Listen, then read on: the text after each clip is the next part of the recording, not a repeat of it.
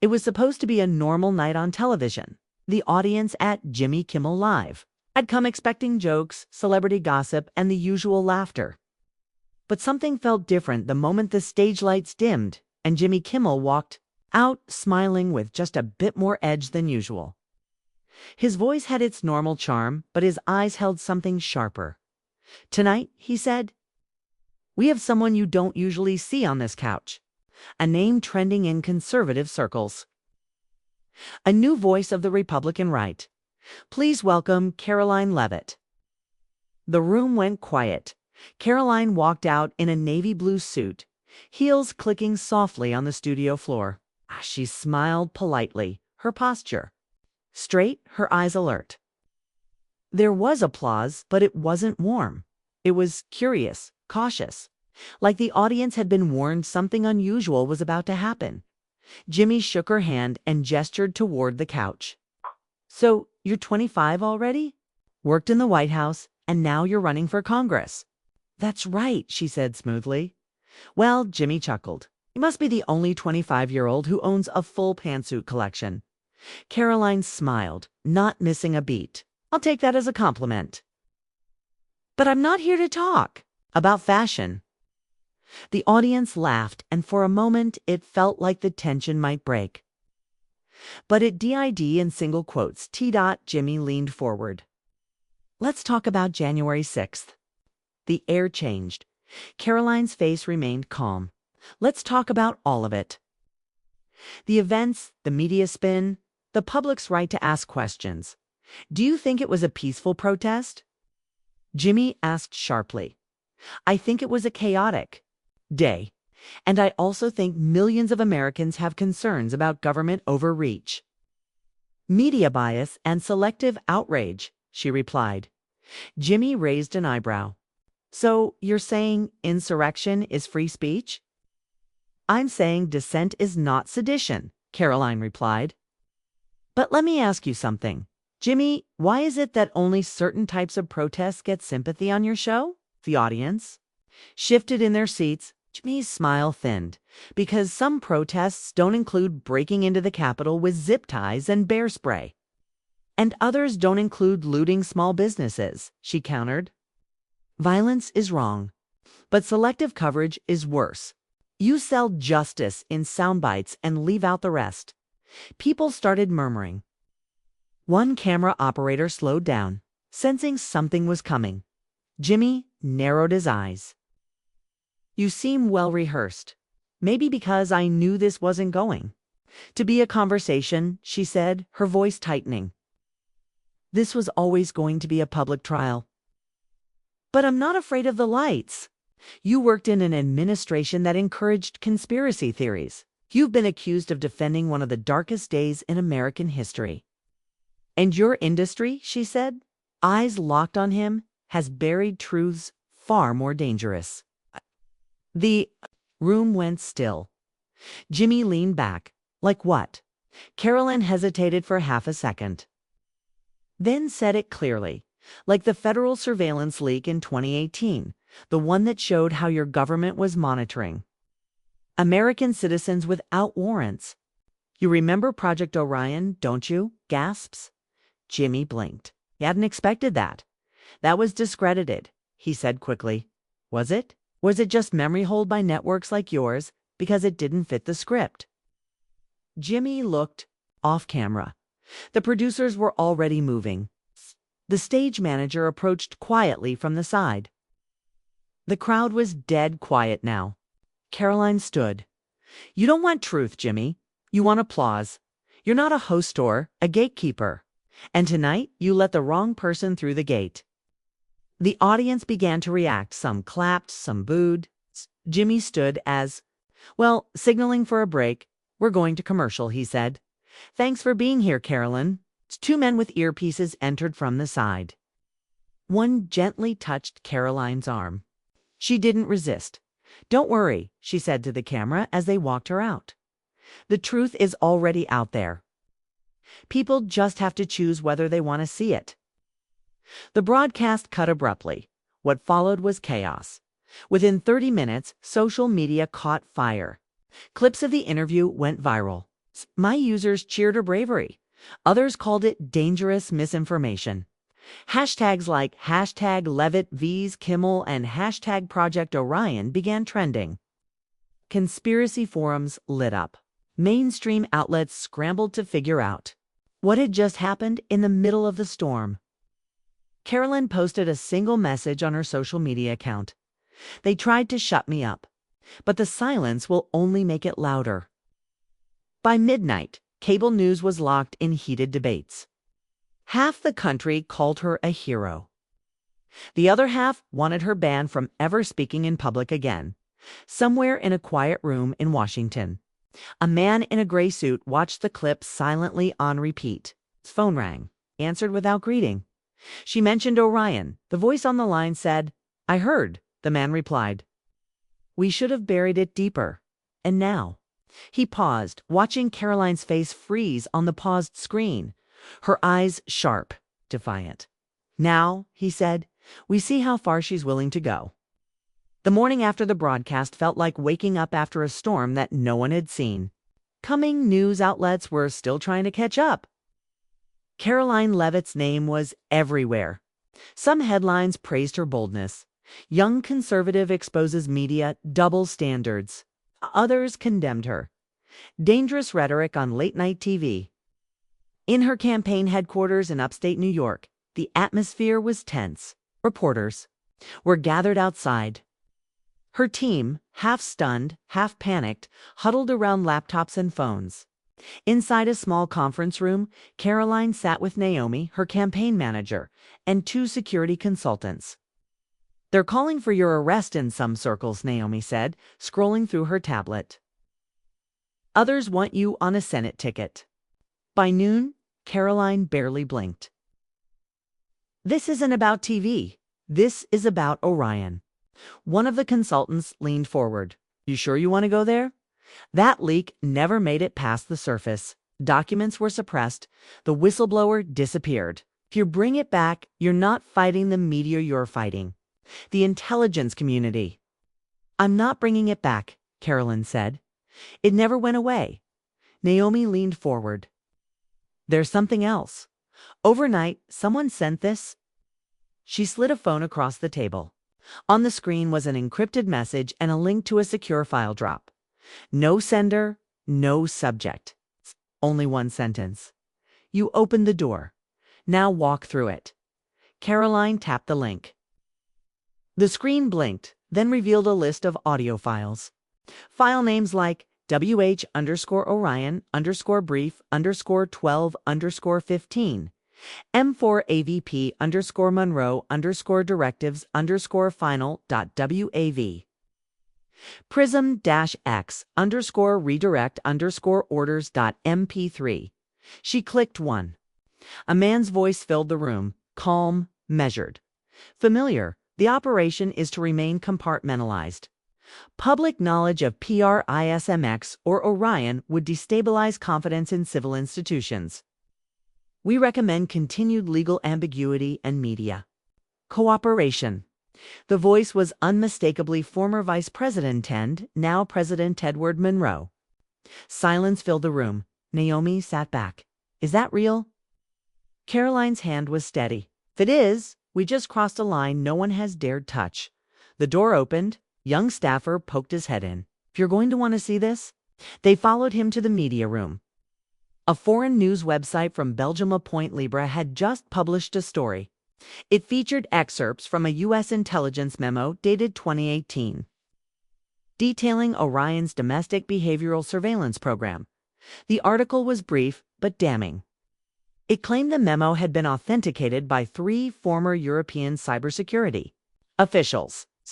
The memo listed known targets, journalists, activists, even members of Congress. Caroline's father's name was on it. A quiet tension settled in the room. "My father," she said softly, "was trying to expose this when I was in high school. They called him unstable. They said he fabricated everything. And then they put him in federal prison on a sealed indictment." Naomi looked at her. "You want revenge?" "No," she said. "I want justice." Within hours, journalists, began asking about the La Pointe Libre story. At the White House press briefing, Monroe's press secretary dismissed it. There is no such program as Orion. This administration does not spy on Americans. But Monroe himself didn't appear. Instead, he was meeting behind closed doors with the Director of National Intelligence, the NSA chief, and top legal advisors. His face was pale. He knew the voice in that audio was his. By late afternoon, conservative networks were calling for investigations. Liberal hosts warned of irresponsible disinformation tactics. The divide deepened. Protests sparked outside Caroline's office. Her team doubled her security. That night, she went live on a conservative web platform. The host asked the question everyone was wondering. Are you saying the President of the United States ordered illegal surveillance on Americans? Caroline didn't flinch. I'm saying the documents and the recordings suggest that under his watch, a program called Orion monitored U.S. citizens without judicial oversight. That includes activists, political opponents, and whistleblowers. The host leaned forward. What's your next step? I'm going to prove it, she said. The video stream ended. Far away in a private intelligence firm in Northern Virginia, a red light blinked on a secure monitor. A man in a dark suit reviewed her interview. She's not bluffing, he said. Another man looked up. Do we stop her? Too late for that, the first replied. But we can isolate her, discredit the files, destroy the source. The second man stood, and if that fails, he answered with a single word: erase. Back in her hotel, Caroline stared at the encrypted files on her laptop. She didn't know who had sent them. She didn't know who was watching her. But she knew this wasn't just about politics anymore. The next morning began with sirens. Caroline Levitt jolted awake to the sound of her hotel's fire alarm blaring. Her bodyguard, Marcus, burst through the adjoining room seconds later. Out. Now. Within 3 minutes, she was out the back door of the building, flanked by security, her breath fogging in the cold morning air. The fire was Real's second-floor electrical panel, started just below her suite. The cause: likely faulty wiring. The report would say Caroline didn't believe that for a second. Back inside a secure vehicle, Naomi was already making calls. Get us a secure location. Move everything off public Wi-Fi. Don't say her name on any open line. Caroline sat silently, staring at the smoke rising from behind the tinted glass. They're not just watching, she said. They're hunting. Later that morning across Washington, President Monroe stood at a podium, flanked by his national security advisors. He looked tired, his voice strained. The story circulating in foreign press about a supposed Orion program is misinformation. We have launched a full internal review of past intelligence practices. I will not allow false narratives to threaten national stability. But his tone betrayed him. Reporters noticed the shift. Monroe wasn't dismissing the story anymore. He was managing fallout. At a cafe in Georgetown, Isaac Nasser was watching the press conference on his laptop. He'd been quiet for 2 years since his last expose brought down a defense contract fraud ring. But now, Orion was backhand, so was the fire in his gut. He messaged Caroline through a secure channel. I can help verify the audio. I know where it came from, but not over text. Meet me. Hours later, they met in a nondescript house on the outskirts of Arlington. Isaac greeted her with a nod. No handshake. You said Orion on live TV. That was a declaration of war. She sat, and someone already tried to burn me alive. He slid over a flash drive. There were 4 programs under Orion. PrismX was just the most visible. What you have, those audio files were stored in a backup node that should have been wiped in 2019. The only reason they still exist is because someone with admin rights decided to disobey. Who? She asked. Isaac hesitated. You're not going to like it. He pulled out a photo. A man in uniform, sharp jaw, gray hair, clear eyes.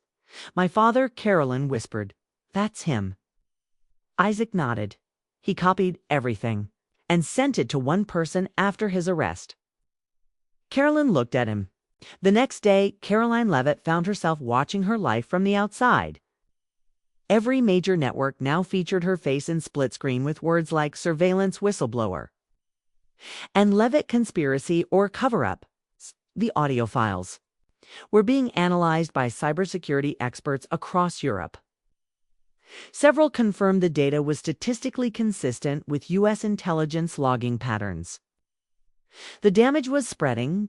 President Monroe's administration issued another statement, this time more cautious. We are evaluating all allegations related to the alleged Orion program. As always, our commitment is to transparency and civil rights. But Caroline saw it for what it was, damage control. In a dimly lit warehouse converted into a digital war room, she stood in front of a screen that mapped the timeline of the Orion program. Dots marked every confirmed piece of evidence.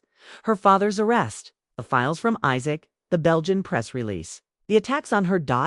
Isaac pointed to a blinking red dot marked, "Langston intercepted comms." "This," he said, "is the kill shot. If we can prove the U.S. spied on a sitting senator with predictive algorithms, then it's not about you anymore. It's about democracy." Carolyn nodded. "But it still ends with me." He handed her a tablet. "You need to hear this." She pressed play. It was a phone call. The voice of Senator Langston from 2 years ago, unmistakable, speaking with an advisor about challenging President Monroe's budget overreach. In the background, metadata indicated the call had been intercepted and flagged under an Orion subroutine. Langston had never known. Caroline looked up. He's going to explode. And he did. That afternoon, Senator Langston went live in front of the Capitol, holding the printed transcript of his intercepted call. "This," he said into a wall of cameras, "is surveillance without consent. This is monitoring political opposition. This is a betrayal of the Constitution." The press went into overdrive. Monroe's staff began scrambling. The Senate Judiciary Committee announced an emergency closed-door hearing. And inside the White House, a list of potential fall guys was drafted: low-level NSA officials, former advisors, anyone to protect the president. But Carolyn knew they'd never stop at excuses. They'd go for blood. That night, back at the safe house, Naomi walked in, pale and shaking. She dropped a manila envelope on the table. "This came to our office. No return address." Inside were photos, private ones, of Caroline's mother. During her final weeks in hospice care, some were taken from angles that only a hidden camera could capture. Caroline sat down slowly, her hands trembling. "They're threatening my dead mother now." Naomi nodded. "They want you to back off." Carolyn stared at the images for a long moment. Then, carefully, she placed them back in the envelope and set it aside. "I'm done running," she said. Early the next morning, Caroline made a move no one expected. She requested a live, unedited interview on WBN America's flagship political program, Civic Crossfire. The network agreed. Within 24 hours, the interview was scheduled. In a glass studio in downtown D.C., the cameras rolled. No teleprompters, no cutaways. Just Caroline across from journalist Ruth Delaney, a sharp veteran, known for grilling both parties. Ruth didn't hold back. "You're not an elected official. You're not a cybersecurity expert. Why should America trust you?" Caroline leaned forward. "'Cause I have no career to protect. No lobbying contracts, no campaign donors, just the truth. And the truth is that a U.S. surveillance program operating under the name Orion was used to monitor journalists, judges, and political figures without warrants." Ruth pressed. "Do you have evidence of the president's direct involvement?" Caroline hesitated for half a second. Then she said it. "Yes." The studio went dead silent. Caroline continued. "I have audio files in which then Vice President Monroe is briefed on Orion's expansions. He doesn't object. He doesn't hesitate. He authorizes more targets." Ruth raised an eyebrow. "And you'll release those?" Caroline looked directly into the camera. Yes, at 9 a.m. tomorrow, my team will upload the full, unedited archive, fully sourced, fully verified to an independent public node hosted in multiple countries. If I'm silenced, it won't. Stop the truth. That night, her name trended worldwide again. Supporters gathered outside the Capitol. Protesters joined them. For the first time in months, the public wasn't just divided, they were alert. In the Oval Office, Monroe sat alone, watching the replay. His aides had stopped spinning. There was no more spin to offer. He picked up the phone. "Get the Dagger Committee on the line," he said coldly. On the other end, a voice answered. "Authorization code, Federal LACO 9. There was a pause. Then the voice replied, confirmed. "Objective. Neutralize the release point. And her, if necessary." Across the city, Caroline received an encrypted message from unknown subject, urgent. "They're coming. Leave, now. Don't trust anyone, including your own team." She stared at the screen, then turned to Isaac. "Get Naomi. Wipe everything. We're moving tonight." Isaac's jaw clenched. "They're treating this like a war." Caroline met his eyes. "It is one." They left the safe house just before midnight. Caroline sat in the back of a black SUV, flanked by Isaac and Naomi, both tense and silent. Rain tapped against the windows like a clock ticking down. The streets of Washington were nearly empty, but every shadow felt like it could move. Every turn of the wheels was a risk. "Where are we going?" Naomi asked, her voice barely above a whisper. Isaac checked his tablet. "A drop site near Chesapeake Bay. Secure, no wireless, hardline upload." "That's where we'll launch the files." Caroline nodded, but said nothing. She had barely spoken since the warning message. "Don't trust anyone," it said, "including your own team." It echoed in her mind like a riddle meant to break her from within. She glanced sideways. At Naomi? Could she be the leak? Then at Isaac. He had held her father's files for years. Why release them now? The silence was suffocating. Behind them, two black sedans followed at a distance. He didn't tailgate or swerve, just kept a precise distance. Professional, trained, time. Caroline finally asked. Isaac checked. 1 hour until 9 a.m. That's when the upload would begin. Inside a temporary command center beneath the NSA building, a team of cyber intelligence officers watched a red digital countdown.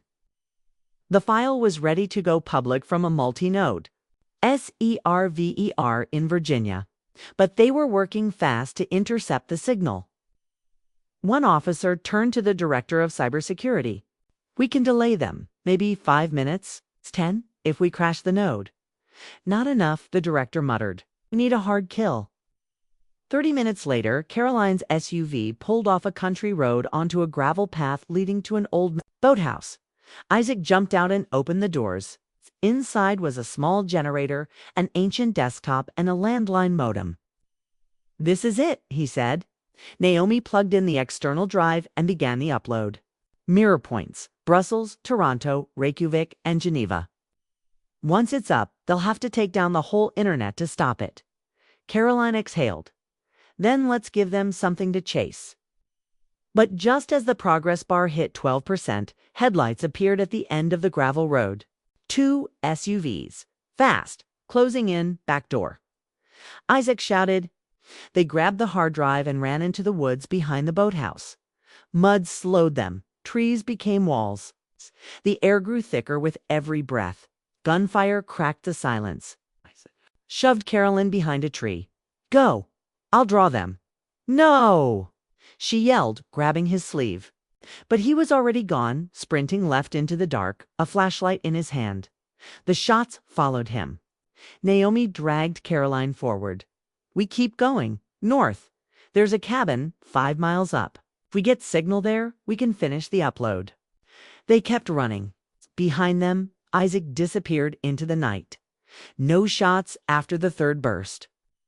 No sounds at all. By morning, the world was waiting. Social media buzzed with anticipation. Independent journalists in Europe had prepared their own copies of the files, just in case Caroline's upload failed. La Pointe Libre had posted a countdown. The Senate had called an emergency open session. Inside a rented cabin deep in the forest, Naomi tried again. "We're live." Caroline inserted the hard drive. The screen blinked. A password prompt. She froze. "I didn't encrypt this." Naomi frowned. "Then who did?" Caroline stared at the flashing cursor. Her mind raced.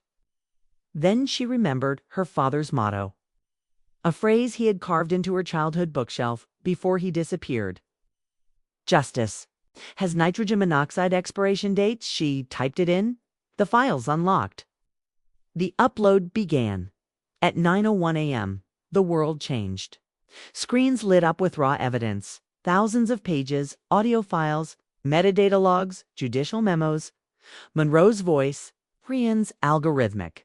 Targets. Proof of psychological profiling used to preemptively label citizens' threat vectors. Within minutes, it reached journalists in 10 countries. Within an hour, protests erupted in 6 major cities. The Supreme Court issued a statement calling for immediate review. By noon, President Monroe appeared on live TV, his face pale, his voice hollow. "I was briefed on Orion during a time of unprecedented digital unrest. My intent was never to violate constitutional rights. However, I accept full responsibility." He didn't take questions. He walked off. Later that night, Caroline sat alone in a cheap motel 2 states away. The TV played news highlights. Her name was everywhere again, but now it wasn't framed in mockery. It was attached to words like hero, whistleblower, catalyst. There was still no sign of Isaac. She opened a plain white envelope that had been slid under her door. Inside was a photograph of Isaac from years ago, shaking hands with her father. On the back, scribbled in pen, "He always believed in you." No name, no explanation. Tears welled in her eyes, not because of fear, not because of grief, but because the silence had finally been broken. The secrets weren't secret anymore. And now the world had to decide what to do with the truth. The next morning, America didn't wake up, snapped awake. By 8 a.m. CABLE News had replaced their regular coverage with round-the-clock panels. Reporters spoke in clipped tones, scrolling through thousands of newly released documents. The name Orion was no longer a whisper among conspiracy theorists. It was printed across international headlines. U.S. surveillance program targeted citizens. Lawmakers and foreign allies confirmed. Whistleblower Carolyn Leavitt releases files Monroe under pressure. At the Capitol, an emergency session of the Senate Judiciary Committee began. The room was packed. Cameras flashed. Protesters and supporters clashed outside. Inside, the walls echoed with the sound of history turning. Caroline was there, summoned to testify. She entered the chamber not as a candidate or a political pawn, but as the woman who had dragged the nation's darkest secrets into the light. Naomi walked. Beside her, expression tight. 2 federal marshals flanked the room, a reminder that even truth had enemies.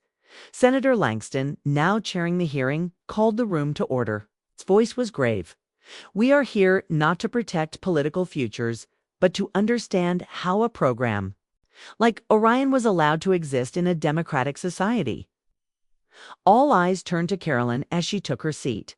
Her opening statement was quiet, almost too soft for the microphone, but the silence around her made each word echo louder for years. She began, "The American people have been told to trust institutions that no longer trust them. We were watched, judged, and predicted by algorithms and cold strategy, and those who spoke up were destroyed, including my father. I didn't release these files to hurt the government. I did it because silence is no longer survival." Senator Langston asked the first question. "Ms. Leavitt, did you knowingly possess classified material?" Caroline answered without hesitation. Yes, and I believe the public had a right to see it. Another senator interjected, even if that endangered national security. Caroline's expression hardened. What's more dangerous? A foreign enemy, or a domestic government that hides its crimes under the name of security? Were gasps. Some senators exchanged glances. Langston didn't stop her. Later, the session turned technical. Isaac's files were dissected live. Names were confirmed. Dates matched. A former NSA engineer was brought in under subpoena. He verified that the documents were real and unaltered. And then the shockwave hit. The committee revealed that among the Orion surveillance targets was a sitting Supreme Court justice monitored for predictive ideological instability. The room exploded. Langston banged the gavel for order. Outside, protesters began chanting louder. Who watches the watchers? Across town, President Monroe sat in a private room with his legal team. His hands shook. His press secretary had resigned that morning. The Attorney General refused to appear beside him. One advisor said softly, "You should resign, sir." Monroe said nothing. Instead, he turned to the only person left in the room, his daughter. A legal consultant with the Department of Justice. "You always said ambition had limits," he muttered. She stared back, her voice low. "This wasn't ambition. This was control. And now it's over." By sunset, Monroe made it official. Standing alone at the White House podium, he announced his resignation. No press conference.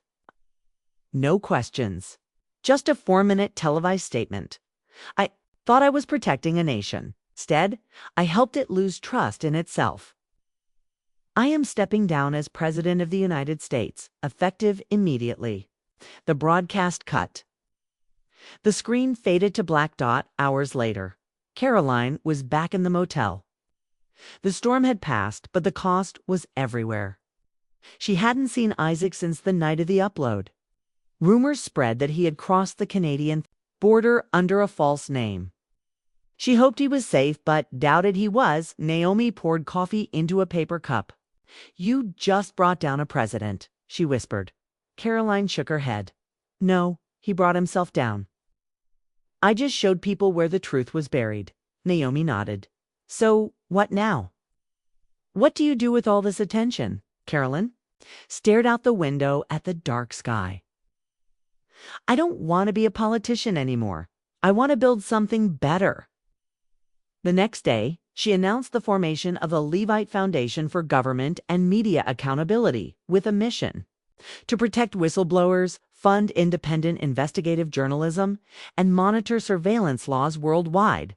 Her first hires: a team of young journalists, ethical hackers, and civil rights lawyers. Donations poured in.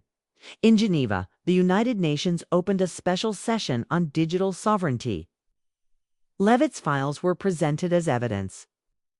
France and Germany began formal inquiries into Allied surveillance overreach. The U.S. was not invited. The world had changed. 3 months had passed. The world hadn't gone quiet, but it had shifted. News cycles still moved fast, but some stories refused to fade. One of them was Orion. And at the center of it all, Caroline Levitt now lived in the strange shadow of heroism and threat. Some called her the conscience of a broken system. Others, a traitor cloaked in idealism. Either way, she had become impossible to ignore.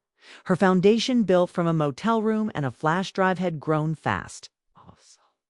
Offices in D.C., Brussels, and Nairobi. A network of freelance analysts, open source investigators, and citizen whistleblowers.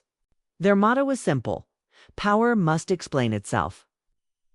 But not everyone wanted explanations.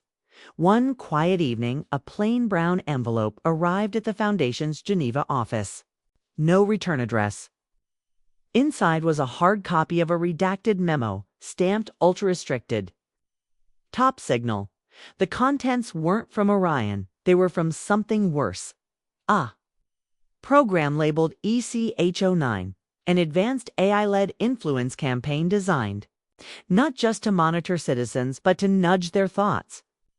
Micro-targeted social feeds, emotion-tuned ad placements, news manipulations coordinated across continents. It had been running for years, tested first in Eastern Europe.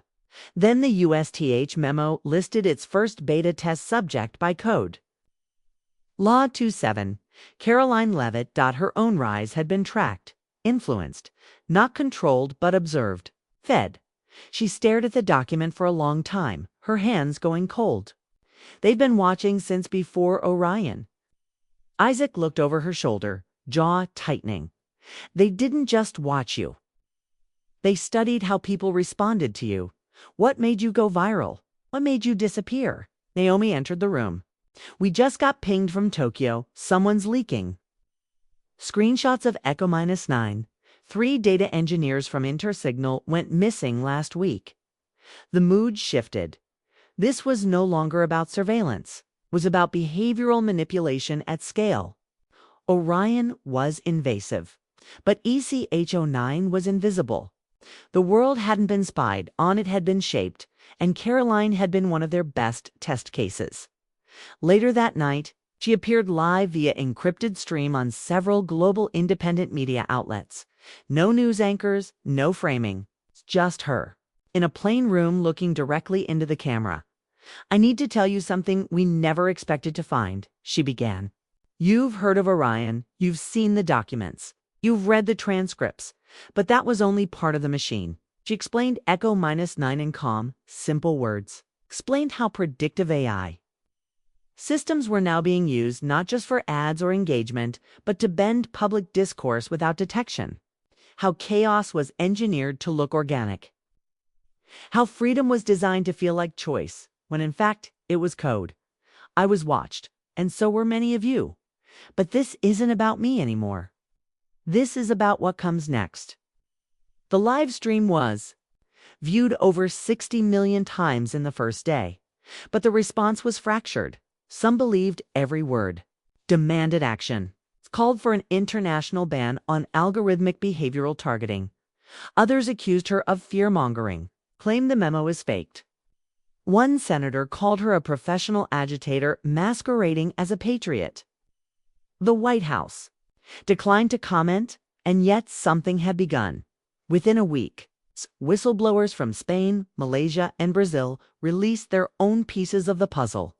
Code snippets, internal dashboards, emails. Suddenly, Echo 9 had no borders. It wasn't American, it was global.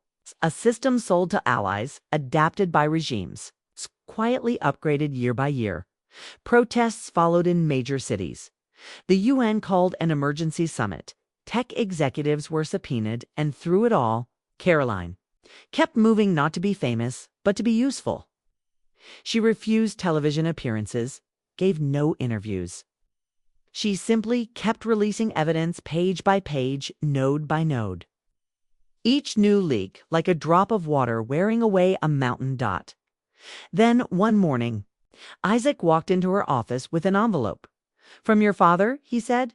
She frowned. "That's impossible." "I found it in one of his old encrypted archives, dated 2014. He wrote it after Orion, before his arrest." She opened it with shaking hands. Inside was a handwritten letter.